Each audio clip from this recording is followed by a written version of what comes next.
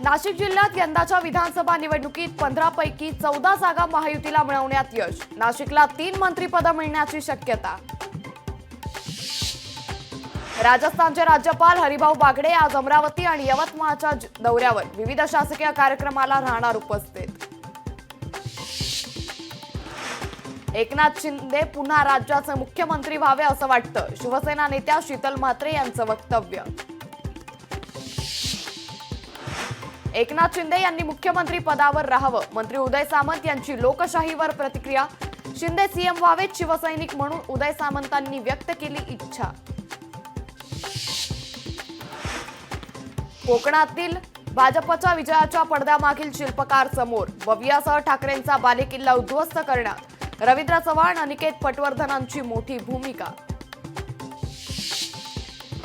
बीडमध्ये सोयाबीनची नाफेडमार्फत खरेदी सुरू, परंतु पणन महासंघाकडून अद्याप कापसाची खरेदी नाही, कापूस उत्पादक शेतकरी अडचणीत।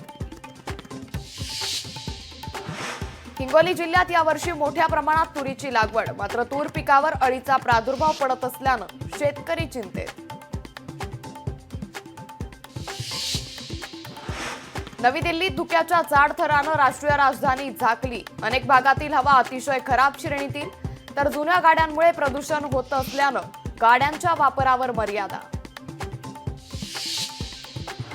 निवडणुकीनंतर मुंबई महापालिका पुन्हा ऍक्शन मोडवर, ब्रेक लागलेल्या विकास कामांना पुन्हा सुरुवात होणार। पश्चिम रेल्वेला 19 महिन्यांमध्ये 164 कोटी 36 लाख रुपयांचा महसूल, जाहिरात दुकान भाड्यातून पश्चिम रेल्वेला 164 कोटींचं उत्पन्न। लोकशाही मराठी ऐका, पहा, जागरूक रहा।